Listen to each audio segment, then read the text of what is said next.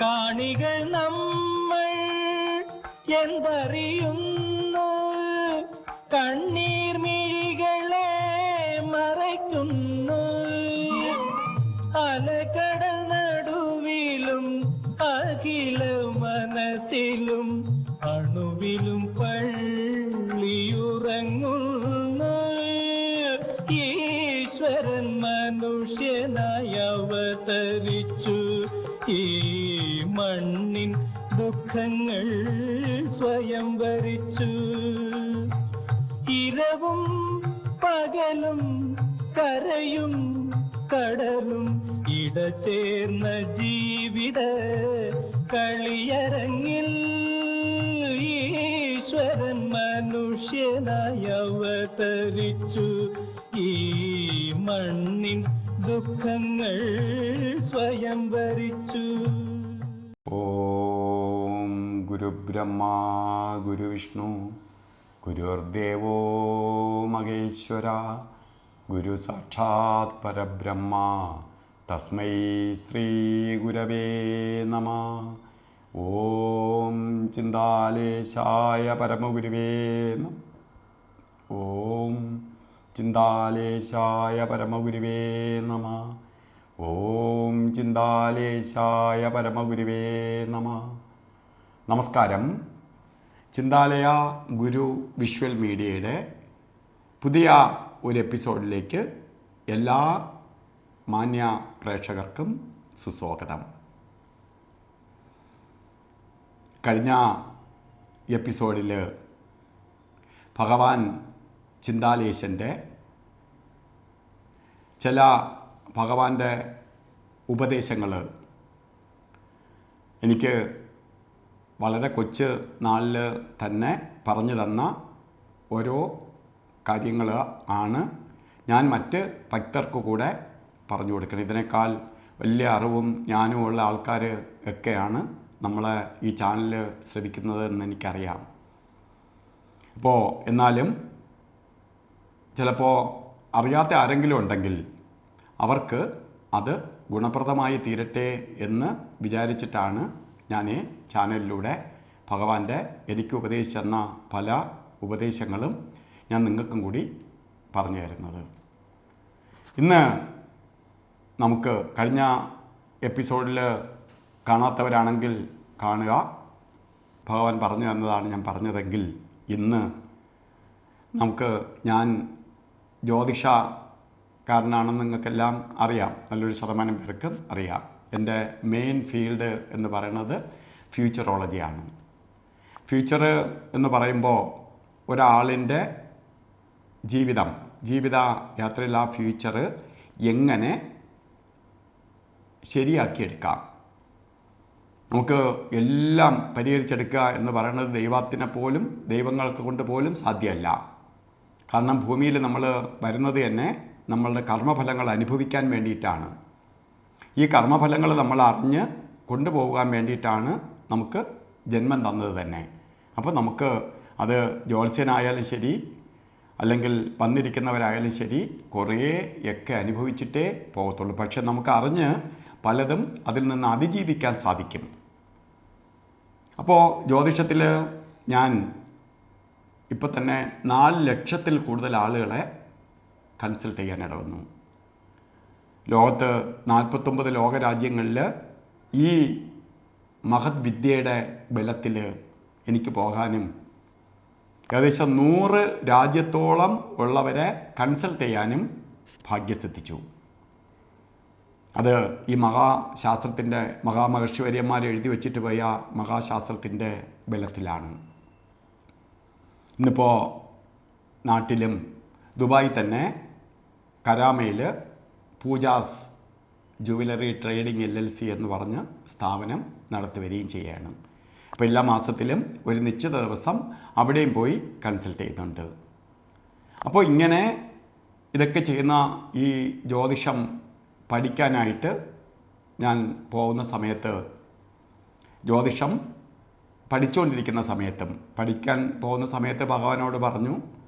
അപ്പോൾ ഭഗവാൻ പറഞ്ഞ ഒരു കാര്യം, പഠിക്കുകയാണെങ്കിൽ പിള്ളേ അത് മനസ്സിലാക്കി ആധികാരികമായിട്ട് പഠിക്കണം. അല്ലാതെ എന്തെങ്കിലും പഠിക്കാൻ പോവരുത്.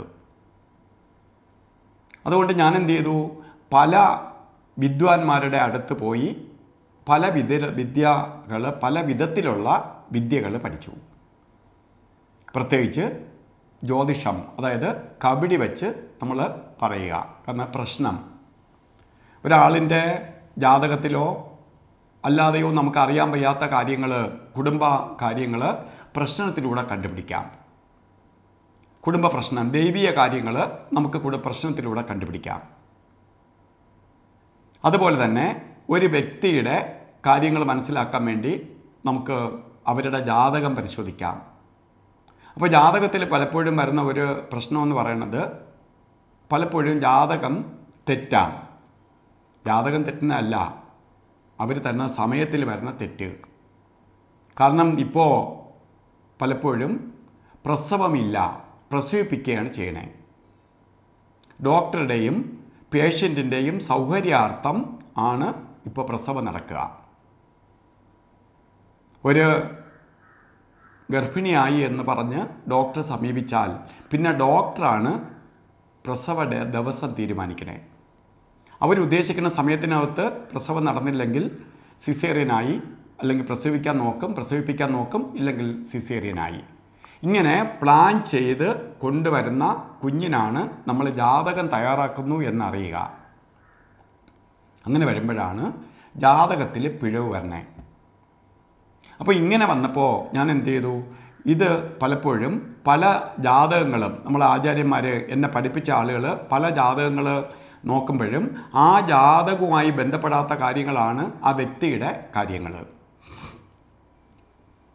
പെൺകുട്ടിയാണെങ്കിൽ 22 വയസ്സിൽ കല്യാണം നടക്കും, 27 വയസ്സായിട്ടും കല്യാണം നടന്നിട്ടില്ല. 25 വയസ്സിൽ ആൺകുട്ടിക്ക് അവന് നല്ല ജോലി കിട്ടും, അവൻ പഠിച്ച് 32 വയസ്സായിട്ടും ജോലിയില്ല. ഇങ്ങനെ ജാതക വിരുദ്ധമായിട്ട് കാര്യങ്ങൾ പോവും. അപ്പോൾ അത് നോക്കുമ്പോഴാണ് എന്തുകൊണ്ട് അങ്ങനെ സംഭവിക്കുന്നതെന്ന് ചോദിച്ചാൽ, കാരണം ജാതകം പിഴവ് വന്നിരിക്കുകയാണ്, അല്ലെങ്കിൽ ജാതകം കറക്റ്റാവണ്ടേ. അപ്പോൾ അവിടെ വരുമ്പോൾ എങ്ങനെ നമുക്ക് കറക്റ്റാക്കി എടുക്കാം, അതിനാണ് രേഖാശാസ്ത്രം, പാമിസ്ട്രി. ശരിക്ക് ജ്യോതിഷത്തിൻ്റെ മൂത്ത പുത്രനാണ് ജ്യോതിഷം. ജ്യോതിഷത്തിൻ്റെ മൂത്ത പുത്രനാണ് രേഖാശാസ്ത്രം. രേഖാശാസ്ത്രം മാറൂല. കാരണം ഇന്ന് പ്രസവിക്കേണ്ട കുഞ്ഞിനെ ഇന്നലെ പ്രസവിപ്പിച്ചാലും നാളെ പ്രസവിച്ചാലും കൈരേഖ മാറൂല. ഗർഭപാത്രത്തിൽ വെച്ചാണ് രേഖ ഉത്ഭവിക്കുന്നത്. അപ്പോൾ രേഖ ഉത്ഭവിക്കുന്നത് എവിടെ വെച്ചാണ്? ഗർഭപാത്രത്തിൽ വെച്ചാണ് രേഖ ഉത്ഭവിക്കുന്നത്. അപ്പോൾ ഇത് മാറില്ല. നമ്മളെ തലയിലെഴുത്തിൻ്റെ ഫോട്ടോ കോപ്പിയാണ് രേഖ, ഹസ്തരേഖ. അപ്പോൾ ഞാനിത് പഠിച്ചപ്പോൾ രേഖാശാസ്ത്രം അത്ര സത്യസന്ധമായിട്ട് ഉള്ളതായി മനസ്സിലായി. അത് 10,000 വർഷങ്ങൾക്ക് മുമ്പ് മഹാമഹേശ്വര്യന്മാർ എഴുതി വച്ചിട്ട് പോയതാണ്. അപ്പോൾ അത് അത്ര സത്യവത്തായി മനസ്സിലായി. ഈ 4 ലക്ഷത്തോളം പേരുടെ ഭാവി പ്രവചനം നടത്തിയതിൽ കൂടുതലായി ഞാൻ ആശ്രയിച്ചിട്ടുള്ളതും ജാതകത്തെ അല്ല, ഹസ്തരേഖയാണ്. അതിലെഴുതി വെച്ചിരിക്കും അവരെ ക്യാരക്ടർ, അവരെന്താവും, അവരെ ഏത് നിലയിൽ എത്തിച്ചേരും, അവർക്ക് ഏത് ജാതി കൈയാണ്, അവർ ഏത് ഫീൽഡിലാണ് ശോഭിക്കുന്നത് എന്നെല്ലാം അവിടെ എഴുതപ്പെട്ടിട്ടുണ്ട്.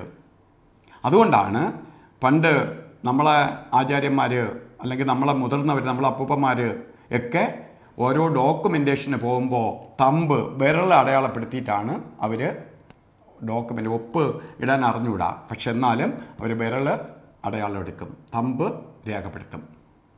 ഇന്ന് ലോകത്ത് എവിടെ എന്ത് ഡോക്യുമെൻറ്റേഷന് പോകണമെങ്കിലും ഫിംഗർ പ്രിൻ്റ് ഇല്ലാതെ അല്ലെങ്കിൽ തമ്പ് എടുക്കാതെ ഒരു ഡോക്യുമെൻറ്റേഷനും ഇല്ല.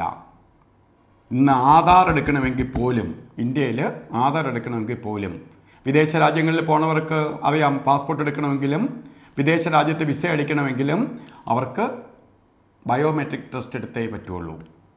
കാരണം വിരൽ ഇതുപോലെ മറ്റൊരാളിനില്ല എന്ന് ഇപ്പോഴാണ് അവർ മനസ്സിലാക്കിയത്. നമ്മൾ ആചാര്യന്മാർ 10,000 വർഷങ്ങൾക്ക് മുമ്പ് എഴുതി വച്ചിട്ട് പോയ കാര്യം ഇപ്പോൾ 10,000 വർഷം കഴിഞ്ഞപ്പോഴാണ് വലിയ ബുദ്ധിജീവികളെന്ന് പറഞ്ഞവരുടെ ബുദ്ധിയിലേക്ക് ഉദയം ചെയ്തത്. അതുപോലെ മറ്റൊന്നില്ല എന്ന് പറഞ്ഞത്. ഞാനീ പറഞ്ഞു വരുന്നത് ജ്യോതിഷം പഠിക്കാൻ പോയപ്പോൾ ഭഗവാൻ ജ്യോതിഷവുമായി ബന്ധപ്പെട്ട് എനിക്ക് പറഞ്ഞു തന്ന ചില ഉപദേശങ്ങളാണ് ഞാൻ നിങ്ങളുടെ മുമ്പിൽ അവതരിപ്പിക്കണേ. അപ്പോൾ എന്താണ് ജ്യോതിഷം? ഇപ്പോൾ ജ്യോതിഷം എന്തെന്നറിയണം. ജ്യോതിഷം എന്ന് പറയുന്നത് നമ്മളുടെ കർമ്മഫലമാണ്. നമ്മളുടെ കർമ്മഫലം, നമ്മളെ ഈ ജന്മം തന്നെ കർമ്മഫലത്തിൻ്റെ ഭാഗമാണ്. മുൻ ജന്മങ്ങളിൽ ചെയ്ത പാവഫലങ്ങൾ അനുഭവിച്ച് കുറയ്ക്കാൻ വേണ്ടിയിട്ടാണ് നമുക്ക് മനുഷ്യജന്മം തന്നത്. മറ്റ് ജന്മങ്ങളിൽ എല്ലാ ശാസ്ത്രവിധി പറയണത് ഭഗവാൻ പറഞ്ഞ ഉള്ള അറിവാണ്. എനിക്ക് മറ്റ് ജീവജാലങ്ങളായി ഞാൻ ജനിച്ചതൊന്നും എനിക്ക് ഓർമ്മയില്ല. മുൻജന്മത്തിൽ മനുഷ്യനായി ജനിച്ചതുപോലും എനിക്ക് ഓർമ്മയില്ല. നമ്മൾ വിചാരിക്കും എനിക്ക് ഒരുപാട് ഓർമ്മശക്തിയുണ്ട്, എനിക്കിപ്പോഴത്തെ കാര്യങ്ങളെല്ലാം അറിയാം. ഒന്നും അറിഞ്ഞൂടാ. നമ്മൾ വിചാരിക്കും നമുക്കൊന്നും അറിയില്ല.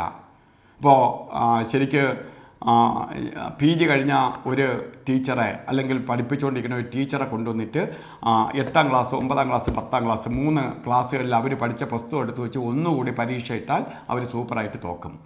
അവർ പഠിച്ച് നല്ല ക്ലാസ് മാർക്ക് വാങ്ങിച്ച് പാസ്സായി വന്നവരാണ്. അപ്പോൾ അതുപോലും മറന്നു പോവുകയാണ്. അപ്പോൾ നമുക്ക് മറവിയാണ് കൂടുതലായിട്ടുള്ളത്, ഓർമ്മ കുറച്ചേ ഉള്ളൂ. കുറച്ച് അറിവ്, ചിലപ്പോൾ ഹൃദയസ്പർശിയായ ചില കാര്യങ്ങൾ മാത്രമേ നമ്മളെ ഓർമ്മയിലുള്ളൂ. പിന്നെയാണ് നമ്മൾ കഴിഞ്ഞ ജന്മം ഓർമ്മിക്കുന്നത്. ഈ ജന്മത്തിലെ കാര്യം പോലും അറിഞ്ഞൂടാ. അപ്പോൾ കർമ്മഫലമാണ് നമ്മളുടെ ജ്യോതിഷികൾ കർമ്മഫലത്തെ ആസ്പദമാക്കിയാണ് ജ്യോതിഷം തയ്യാറാക്കി വച്ചിരിക്കുന്നത്. ഈ ജന്മം നമ്മൾ ജനിച്ച് വന്നപ്പോൾ നമ്മൾ തലയിൽ എഴുതി വെച്ചിരിക്കുന്ന കയ്യാവിട്ട് അല്ലെങ്കിൽ കറക്റ്റ് ജാതകമാവിട്ട് ഇതിനെ ബേസ് ചെയ്തിട്ട് നമ്മളെ ജീവിതം എങ്ങനെ പോവും, ഈ ജീവിതത്തെ എങ്ങനെ നമുക്ക് ലഘൂകരിക്കാം എന്നുള്ളതിനെക്കുറിച്ച് മനസ്സിലാക്കാൻ വേണ്ടിയിട്ടാണ് ജ്യോതിഷം എന്ന് പറഞ്ഞ ശാസ്ത്രം മഹർഷിവര്യന്മാർ എഴുതി വെച്ചിട്ട് പോയത്. അപ്പോൾ ഈ ലോകത്ത് ജീവിച്ചിരിക്കുന്ന എല്ലാവർക്കും, അതായത് ഇന്നിപ്പോൾ 800 കോടിയോളം ജനങ്ങളുണ്ട്, മനുഷ്യരുണ്ട് ലോകത്തെല്ലാവരും കൂടി. ഇപ്പോൾ 800 കോടിയോളം ജനങ്ങളുണ്ട്. ഈ 800 കോടി ജനങ്ങൾക്കും കൂടി സഞ്ചരിക്കാൻ വേണ്ടി 9 വഴികളേ ഉള്ളൂ. അപ്പോൾ എത്ര വഴികളുണ്ട്? 9 വഴികളേ ഉള്ളൂ. നമ്മൾ ജീവിതയാത്രയാണ്. ജനനമെന്ന മഹാസത്യത്തിൽ നിന്ന് മരണമെന്ന മഹാസത്യത്തിലേക്കുള്ള യാത്രയാണ് ജീവിതം. ഈ രണ്ടിനും ഇടയ്ക്കുള്ള സ്പേസാണ് ജീവിതം. നമ്മൾ ജീവിതയാത്രയിലാണ്. ഈ യാത്രയിൽ നമുക്ക് സഞ്ചരിക്കാൻ വേണ്ടി 9 വഴികളേ ഉള്ളൂ. ഈ വഴികൾ ഏതൊക്കെയെന്ന് ഞാൻ പറയാം. ഒന്ന്, നമ്മൾ തിക്ക് ഫോറസ്റ്റിലൂടെ സഞ്ചരിക്കേണ്ടി വരും. കാട്ടിലൂടെ സഞ്ചരിക്കും. ഇപ്പോൾ വഴിയില്ല, നമ്മളെ കയ്യിൽ വല്ല കത്തിയോ വല്ലതും വെച്ച് വെട്ടോത്തിയൊക്കെ വെച്ച് വഴി തെളിച്ച് സഞ്ചരിക്കേണ്ടി വരും. അപ്പോൾ വഴിയില്ല. ചില ആളുകൾ സഞ്ചരിക്കുന്ന കണ്ടിട്ടില്ല. ചില ആളുടെ ജീവിതത്തിൽ ഒരു സപ്പോർട്ടും ഇല്ല, ആരുടെയും സപ്പോർട്ടില്ല. ഒറ്റക്കാളെ വണ്ടി വലിച്ച് മുന്നോട്ട് പോകുന്നത് പോലെ അവർ വളരെ സ്ട്രഗിൾ ചെയ്ത് ഓരോ ദിവസം മുന്നോട്ടൊന്നും കാണാതെ അവർ സഞ്ചരിച്ച് ലക്ഷ്യസ്ഥാനത്തെത്തിയിട്ടുണ്ട്. പല മിടുക്കരായിട്ട് വന്നിട്ടുള്ളവരും അവരുടെ വലിയ സപ്പോർട്ട് കൊണ്ടോ അച്ഛൻ്റെ അമ്മയുടെയോ അപ്പൂപ്പൻ്റെയോ സമ്പത്ത് വെച്ചിട്ടൊന്നുമല്ല. അവരുടെ പ്രയത്നത്താൽ ഒറ്റക്കാളെ വണ്ടി വലിച്ച് പോകും. അപ്പോൾ തിക്ക് ഫോറസ്റ്റിലൂടെ സഞ്ചരിക്കേണ്ടി വരും. അവിടെ ഞെരുങ്ങി അവർ സഞ്ചരിക്കേണ്ടി വരും. മറ്റൊന്ന്, വളരെ ഇടുങ്ങിയ റോഡിലൂടെ സഞ്ചരിക്കേണ്ടി വരും. രണ്ടാമത്, അതായത് അല്പം തെറ്റിയാൽ നമ്മൾ അപകടത്തിൽപ്പെടും. അത്ര ഇടുങ്ങിയ റോഡിലൂടെ സഞ്ചരിക്കേണ്ടി വരും. ചിലരാവിട്ട് ഹൈ റേഞ്ചിലൂടെ സഞ്ചരിക്കും. അപ്പോൾ നമ്മളെ കയ്യിൽ, ഞാൻ വളരെ മിടുക്കനാണ്, എനിക്ക് നല്ല ഡ്രൈവിംഗ് അറിയാം, എൻ്റെ കയ്യിൽ ബെൻസ് കാർ ഇരിക്കുകയാണ് എന്ന് വെച്ചിട്ട് ഹൈ റേഞ്ചിൽ കൂടി 120 പോകാനൊന്നും പറ്റത്തില്ല. പോയാൽ അത് കൊക്കയിലാവും വണ്ടി. അപ്പോൾ നമ്മൾ സഞ്ചരിക്കുന്ന വഴി ഏതെന്ന് അറിയണം. നമുക്ക് കഴിവ് സെക്കൻഡ്. 4, അവൻ ജലത്തിലൂടെ യാത്ര ചെയ്യേണ്ടി വരും, വെള്ളത്തിലൂടെ യാത്ര ചെയ്യേണ്ടി വരും. 5, അവൻ മണലാരണ്യത്തിലൂടെ മരുഭൂമിയിലൂടെ സഞ്ചരിക്കേണ്ടി വരും. 6, അവന് ഗട്ടർ റോഡ് കിട്ടും. റോഡുണ്ട്, പക്ഷെ അത് ഗട്ടർ റോഡാണ്. 7, ബെസ്റ്റ് റോഡ് കിട്ടും. 8, ഹൈവേ കിട്ടും. 9, സൂപ്പർ ഹൈവേ കിട്ടും. ഇതാണ് 9 റോഡുകൾ. ഇതാണ് നവഗ്രഹങ്ങൾ. 9 റോഡുകളെന്ന് പറഞ്ഞാൽ 9 ഗ്രഹങ്ങളാണ്. ഞാൻ ഈ പറഞ്ഞ ഓരോ വഴികളും ഓരോ ഗ്രഹങ്ങളാണ്. ആ ഗ്രഹങ്ങളുടെ പ്രവർത്തനത്തെ അനുസരിച്ചാണ് ഞാൻ ഈ റോഡുകളെ കുറിച്ച് പറഞ്ഞത്. ഭഗവാൻ നിർദ്ദേശിച്ചു തന്ന 9 വഴികളാണ് 9 നവഗ്രഹങ്ങൾ. ഇതിൽ ഏത് ഗ്രഹത്തിൻ്റെ കൂടെയാണ് നമ്മൾ സഞ്ചരിക്കുന്നു എന്നറിഞ്ഞിട്ട് വേണം നമുക്ക് സഞ്ചരിക്കാൻ. നമുക്ക് ഹൈവേ കിട്ടി, അപ്പം നമ്മൾ അവിടെ 120 പോവാം. അല്ലെങ്കിൽ സൂപ്പർ ഹൈവേ കിട്ടി, നമുക്കതിൽ അനുവദനീയമായ സ്പീഡിൽ പോവാം. ഇത് ചില ജാതകങ്ങളിൽ ഹൈവേയോ സൂപ്പർ ഹൈവേയോ ബെസ്റ്റ് റോഡോ കാണൂല. അവർക്ക് കിട്ടിയതെല്ലാം ഗട്ടർ റോഡും അല്ലെങ്കിൽ ഹൈ റേഞ്ചും അതുപോലെ മണലാരണ്യവും ഒക്കെയാണ് കിട്ടിയത്. അതാണ് ചിലർ ജീവിതകാലം മുഴുവനും കഷ്ടപ്പാടായിരിക്കും. ചിലർക്കാവട്ടെ അവർ ജനിച്ചതേ ഹൈവേയിലായിരിക്കും. താഴോട്ട് പോയാലും ബെസ്റ്റ് റോഡിലേ പോവുള്ളൂ, മുകളിലോട്ട് പോയാൽ സൂപ്പർ ഹൈവേ പോകും. അവരെ നമ്മൾ നോക്കുമ്പോൾ അറിയാം ജീവിതത്തിൽ അവർക്ക് ആഗോളം കഷ്ടപ്പാടില്ല. അവർക്കെല്ലാം സന്തോഷവും സൗഭാഗ്യവും. നമുക്ക് പലപ്പോഴും വിദേശത്തൊക്കെ പോയിട്ടുള്ളവരറിയാം, ശരിക്ക് ഷേക്ക് ഫാമിലിയിലൊക്കെ ജനിച്ചവർ, അല്ലെങ്കിൽ തന്നെ അദാനിയുടെ, അംബാനിയുടെ, ടാറ്റയുടെ, ബെർലയുടെ ഒക്കെ കുടുംബത്തിൽ ജനിച്ചവർ, അവരൊക്കെ ജനിച്ചതേ സൂപ്പർ ഹൈവേയിലാണ്. അപ്പോൾ പിന്നെ അവർ താഴോട്ട് പോയാലും ഒരു ലിമിറ്റുണ്ട് പോകാൻ. അപ്പോൾ ഇങ്ങനെ നമ്മളെ വഴി, നമുക്ക് ജീവിതത്തിൽ ഹൈവേ ഉണ്ടോ, സൂപ്പർ ഹൈവേ ഉണ്ടോ, ബെസ്റ്റ് റോഡുണ്ടോ, ഉണ്ടെങ്കിൽ എപ്പോൾ, ഇത് അറിയാൻ വേണ്ടിയിട്ടാണ് ജ്യോതിഷം തയ്യാറാക്കി വച്ചിരിക്കുന്നത്. നീ സഞ്ചരിക്കുന്ന വഴി, നിനക്ക് എപ്പോൾ നല്ല സമയമുണ്ട്, ആ നല്ല സമയത്ത് നീ മാക്സിമം ആക്റ്റീവ് ആവുക. 2, അപ്പോൾ കർമ്മഫലത്തിൻ്റെ ഭാഗമായിട്ടാണ് അവന് ബെസ്റ്റ് റോഡും ഹൈവേയും സൂപ്പർ ഹൈവേയും കട്ടർ റോഡും അല്ലെങ്കിൽ ഹൈ റേഞ്ചും ഒക്കെ കിട്ടുന്നു എന്നറിയുക. അപ്പോൾ ഈ കർമ്മഫലത്തെ നമുക്ക് കുറയ്ക്കാൻ പറ്റും. നമുക്ക് അറിഞ്ഞിട്ട് നമുക്ക് കുറയ്ക്കാൻ പറ്റും. ഇതൊന്നും എൻ്റെ വാക്കുകളല്ല, ഭഗവാന്റെ വാക്കുകളാണ്. അപ്പോൾ ഇത് ഇതിനെ ലഘൂകരിക്കാൻ പറ്റും. മറ്റൊന്ന്, നമുക്കൊരു കർമ്മഫലമുണ്ട്. നമ്മൾ കർമ്മഫലമുള്ള ഒരാളിനെ കൂടെ കൂട്ടും ജീവിത പങ്കാളിയായിട്ട്. ഒരു പുരുഷനാണെങ്കിൽ ഒരു നിശ്ചിത സമയം കഴിയുമ്പോൾ നമുക്ക് കർമ്മഫലമുണ്ട്. നമ്മൾ മറ്റൊരു കർമ്മഫലമുള്ള ഒരാളിനെ ജീവിത പങ്കാളിയായിട്ട് കൂട്ടും. അപ്പോൾ എന്തു ചെയ്യും? 2 കർമ്മഫലങ്ങൾ ഒന്നിക്കുന്നതാണ് ദാമ്പത്യ ജീവിതം. അപ്പോഴവിടെയാണ് നമ്മൾ ഏറ്റവും കൂടുതൽ സൂക്ഷിക്കണം. അപ്പോൾ ആളുകളെല്ലാം പൊരുത്തം എന്നൊക്കെ പറയുമ്പോൾ അവർ വിചാരിക്കുന്നത് വെച്ചാൽ പഞ്ചാംഗത്തിൽ ഇങ്ങനെ 10 പൊരുത്തം എഴുതി വെച്ചിട്ടുണ്ട്, അതിൽ 8 എണ്ണം ഉണ്ട്, അതുകൊണ്ട് 80% ഉണ്ട്, നിങ്ങളങ്ങ് നടത്തിക്കൊള്ളുക. ഇതൊന്നും അല്ല പൊരുത്തം. ഞാൻ പഠിച്ചതും പഞ്ചാംഗ പൊരുത്തമൊക്കെ വെച്ച് നോക്കി ഒക്കെ പറയാറുണ്ടെങ്കിൽ പോലും ഭഗവാന്റെ ഭാഷ്യമാണ് ഞാനീ പറഞ്ഞത്. ഒരു കർമ്മഫലമുള്ള ഒരാൾ അടുത്തൊരു കർമ്മഫലമുള്ള ഒരാളിനെ കൂടെ ചേർക്കുകയാണ്. അപ്പോൾ നമുക്ക് കർമ്മഫലം കൂടുതലുണ്ട്, അതുപോലെ കർമ്മഫലം കൂടുതലുള്ള ഒരാളാണെങ്കിൽ നിങ്ങളുടെ ദോഷഭാവങ്ങൾ വിവാഹ അനന്തരവും കൂടും, പലവിധ പ്രശ്നങ്ങളിലേക്ക് പോകും. ഇല്ല, കർമ്മഫലം കുറഞ്ഞ ഒരു കുട്ടി ജീവിത പങ്കാളിയായിട്ട് വരികയാണ്. അപ്പോൾ എന്തു ചെയ്യും? ഈ കുട്ടി വരുന്നതോടുകൂടി ആ വീട്ടിനകത്ത് ഐശ്വര്യം ഉണ്ടാകും.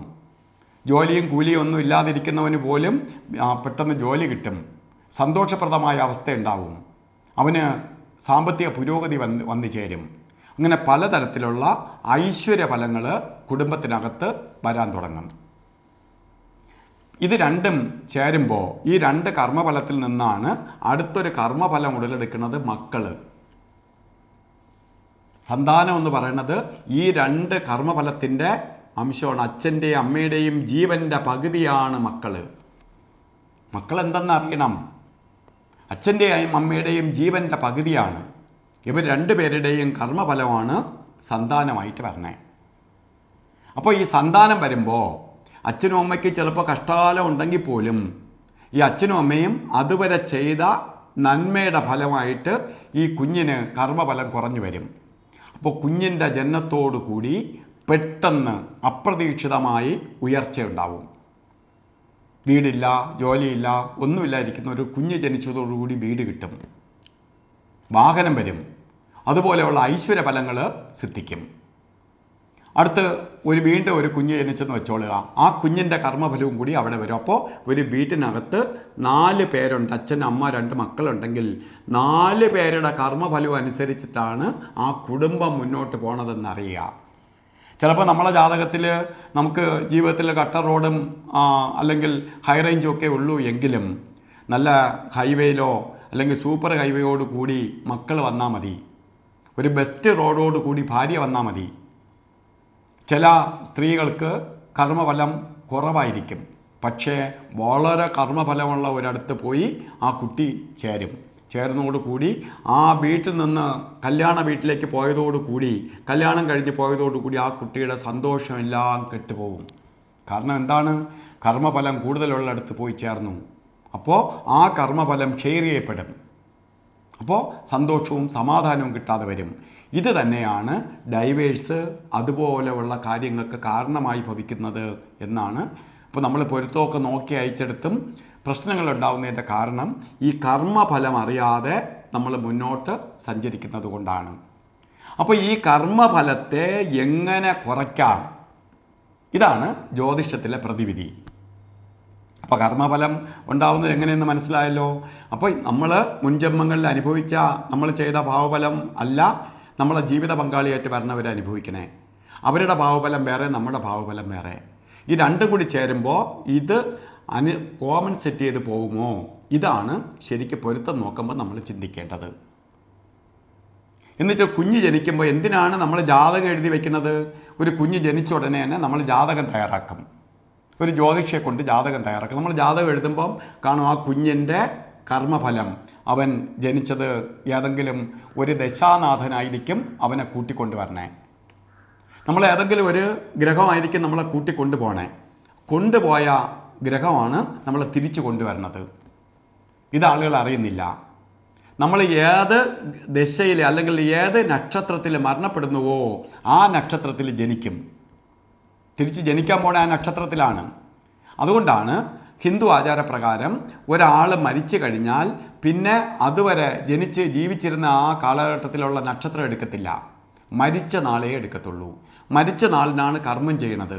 മരിച്ച നാളിനാണ് മറ്റ് ആചാരങ്ങൾ, മറ്റ് ബലിയർപ്പണവും അതുപോലെ ശരിക്ക് തിലഹോമവും മറ്റ് ആചാര പ്രകാരമുള്ള കർമ്മങ്ങൾ ചെയ്യണം. എന്തിനാണ്? ഈ ആത്മാവിന് പുനർജന്മം എടുക്കാൻ വേണ്ടി ഈ ആത്മാവിനെ സപ്പോർട്ട് ചെയ്ത് കൊടുക്കുകയാണ് ചെയ്യണത്. സപ്പോർട്ട് ചെയ്ത് പെട്ടെന്ന് ആത്മാവിന് ശക്തി പകർന്നു കൊടുത്താലേ അടുത്ത ശരീരം എടുത്ത് തിരിച്ചു വരാൻ സാധിക്കും. ആത്മലോകത്തേക്ക് പ്രവേശിച്ചിട്ട് അവരെ കർമ്മഫലത്തിനനുസരിച്ച് തിരിച്ചു വരും. ചിലപ്പോൾ കർമ്മഫലത്തിനനുസരിച്ച് തിരിച്ചു വരുമ്പോൾ നമുക്ക് ചിലപ്പം ജന്മം കിട്ടാൻ വേണ്ടി ഒരുപാട് കാലതാമസം വരും. ചിലത് തന്നെ 100-200 വർഷം കഴിഞ്ഞാലും ജന്മം കിട്ടാതെ വരും. കാരണം ഓരോ കർമ്മഫലത്തിനനുസരിച്ച് നമുക്ക് ചെയ്യേണ്ട കർമ്മത്തിന് അനുസരിച്ച് നമുക്കൊരു എതിരായ ഒരാൾ നമുക്കെതിരെ ചെയ്തിട്ടുണ്ടെങ്കിൽ ആ ആളും കൂടി വന്നാലേ നമ്മളെ പറഞ്ഞു വിടുകയുള്ളൂ. ഉദാഹരണം അറിയാമല്ലോ. ശരിക്ക് ശ്രീരാമൻ ബാലിയെ ഒളിച്ചിരുന്ന് അമ്പ് ചെയ്തു. അപ്പോൾ ഒളിച്ചിരുന്ന് അമ്പ് ചെയ്തു, അത് തെറ്റാണ്.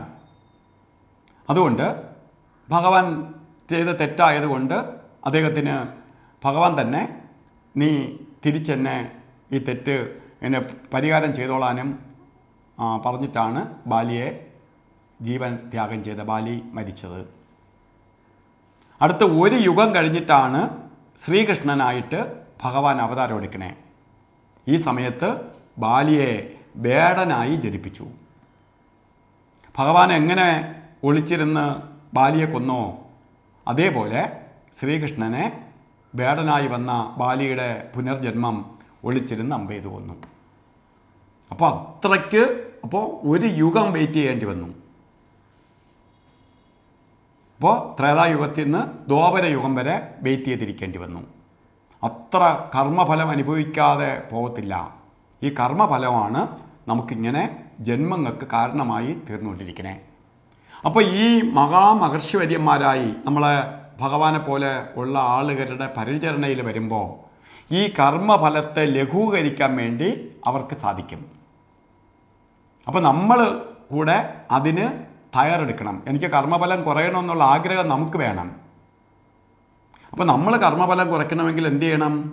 ഈ കർമ്മഫലം കുറയ്ക്കാനായിട്ട് അവരവർ ഞാൻ വീണ്ടും പണ്ട് ആൾക്കാർ പറയുന്നതിലേക്ക് തന്നെ തിരിച്ചു വരികയാണ്.